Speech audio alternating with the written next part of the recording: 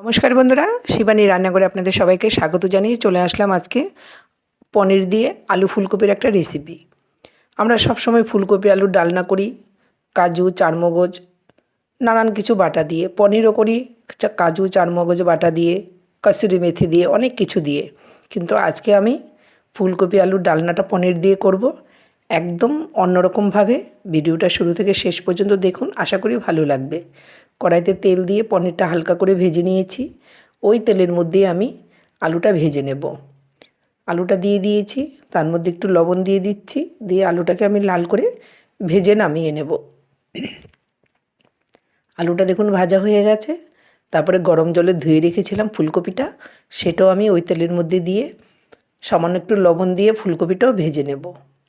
ফুলকপি সব সময় আপনারা একটু গরম জলে, ফুটন্ত গরম জলে ধুয়ে নেবেন, তাহলে ফুলকপির ভেতরে নোংরা থাকে, পোকা থাকে, সেগুলো সব বেরিয়ে আসে।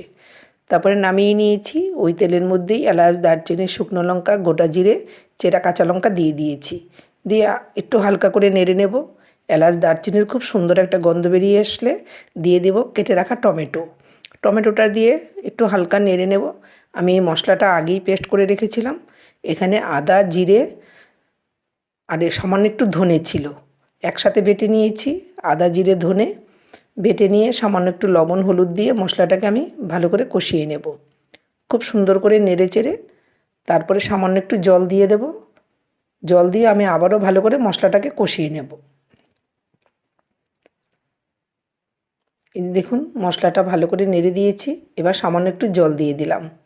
দিয়ে মশলাটাকে আমি খুব সুন্দরভাবে কষিয়ে নেব যতক্ষণ পর্যন্ত মশলার তেলটা উপর দিয়ে ভেসে না ওঠে, ততক্ষণ পর্যন্ত আমার মশলাটা কষিয়ে যেতে হবে। বেশ ভালো করে নেড়ে নিয়েছি, আপনারা দেখতেই পাচ্ছেন মশলার উপর দিয়ে কি সুন্দর তেলটা ভেসে উঠেছে। তাতেই বুঝতে হবে যে মশলাটা খুব ভালোভাবে কষানো হয়ে গেছে।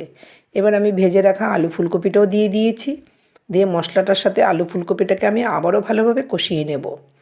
তাহলে কি হবে বলুন তো, ফুলকপির ভেতরে আলুর মধ্যে খুব সুন্দরভাবে মশলাটা ঢুকে যাবে।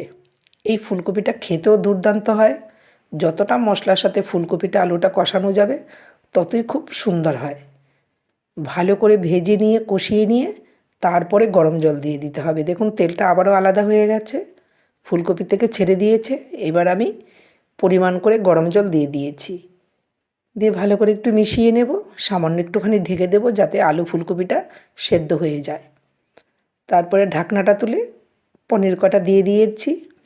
দিয়ে স্বাদ মতো মিষ্টি গুঁড়ো দিয়ে দিয়েছি। যেহেতু নিরামিষ রান্না, স্বাদের ব্যালেন্সের জন্য একটু মিষ্টি দিয়ে দিলাম, আর দিয়ে দিলাম শাহি গরম মশলা গুঁড়ো। তারপরে নামানোর আগে একটু ঘি দিয়ে দিয়েছি।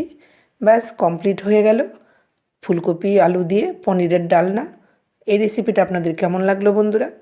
এইভাবে একবার অবশ্যই খেয়ে আমাকে কমেন্ট করে জানাবেন। দুর্দান্ত হয় এই রান্নাটা। যদি ভালো লেগে থাকে সবার সাথে শেয়ার করে দেবেন। দেখা হচ্ছে নতুন ভিডিওতে। আজ আসি, টাটা।